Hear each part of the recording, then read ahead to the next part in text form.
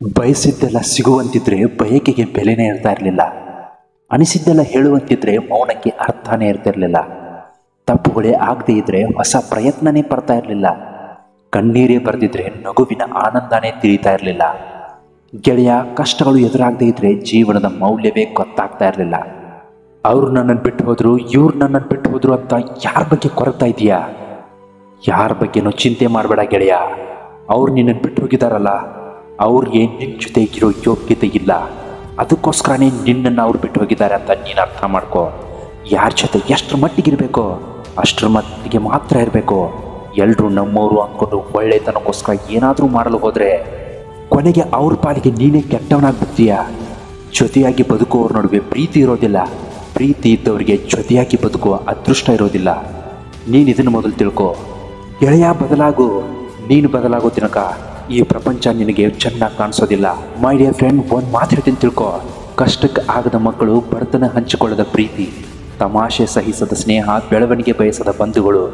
ಅಷ್ಟೇ ಅಲ್ಲ, ನೀನು ಗೆಲ್ತೀಯಲ್ಲ, ಆಗ ನಿನ್ನ ಗೆಲುವನ್ನು ನೋಡಿ ಅಸೂಹೆ ಪಡುವ ವೈರಿಗಳು ಇದ್ರೆ ಎಷ್ಟು, ಸತ್ರೆ ಎಷ್ಟು. ನಿನ್ನ ಪಾಲಿಗೆ ಈಗ ಉಳಿದಿರೋದೊಂದೇ, ನೀನು ಬದಲಾಗಬೇಕು. ಹೊರಗಿನಿಂದ ಕಾಲ ನಮ್ಮನ್ನು ಬದಲಾಯಿಸಿದರೆ ಒಳಗಿನಿಂದ ಜನರೇ ನಮ್ಮನ್ನು ಬದಲಾಯಿಸ್ತಾರೆ. ಯಾರೊಬ್ಬರಿಗಾಗಿಯೂ ನಾವು ಕಣ್ಣೀರು ಹಾಕುವ ಅವಶ್ಯಕತೆ ಇಲ್ಲ.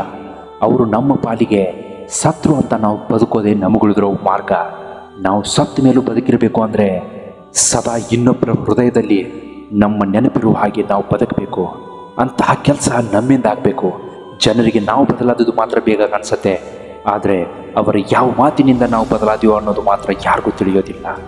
ನಿಯತ್ತಿಗೆ ಬೆಲೆ ಸಿಗೋ ಹಾಗಿದ್ರೆ ಇಂದು ನಾಯಿ ಕೂಡ ಕೋಟ್ಯಾಧಿಪತಿ ಆಗ್ತಿತ್ತು ಗೆಳೆಯ. ಇಲ್ಲಿ ನಿನ್ನ ನಿಯತ್ತಿಗೆ ಬೆಲೆ ಇಲ್ಲ. ಇಲ್ಲೇನಿದ್ರು ನೀನು ಮಾಡ್ತೀಯಲ್ಲ, ನೀನು ದುಡಿದು ಸಂಪಾದಿಸ್ತೀಯಲ್ಲ, ಆ ಹಣಕ್ಕೆ ಬೆಲೆ.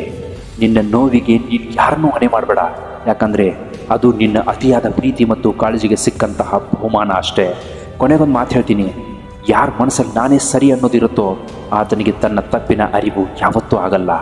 ಎಲ್ಲರನ್ನ ಗೌರವಿಸೋದು ನಮ್ಮ ಮಾನವೀಯತೆ, ಅದನ್ನು ಉಳಿಸಿಕೊಳ್ಳೋದು ಅವರ ಯೋಗ್ಯತೆ. ಇಂತಹ ಮತ್ತೊಂದು ಒಳ್ಳೆಯ ಕಂಟೆಂಟ್ ತಗೊಂಡು ನಾಳೆ ನಿಮ್ಮ ಮುಂದೆ ತಪ್ಪದೆ ಹಾಜರಾಗಿರ್ತೀನಿ ಸ್ನೇಹಿತರೆ. ನಮ್ಮ ಚಾನಲ್ ನೀವು ಇನ್ನೂ ಸಬ್ಸ್ಕ್ರೈಬ್ ಮಾಡಿಲ್ಲ ಅಂದರೆ ದಯವಿಟ್ಟು ಸಬ್ಸ್ಕ್ರೈಬ್ ಮಾಡ್ಕೊಳ್ಳೋದನ್ನು ಮಾತ್ರ ಮರಿಬೇಡಿ. ನಮಸ್ಕಾರ, ಎಲ್ರಿಗೂ ಒಳ್ಳೆಯದಾಗಲಿ.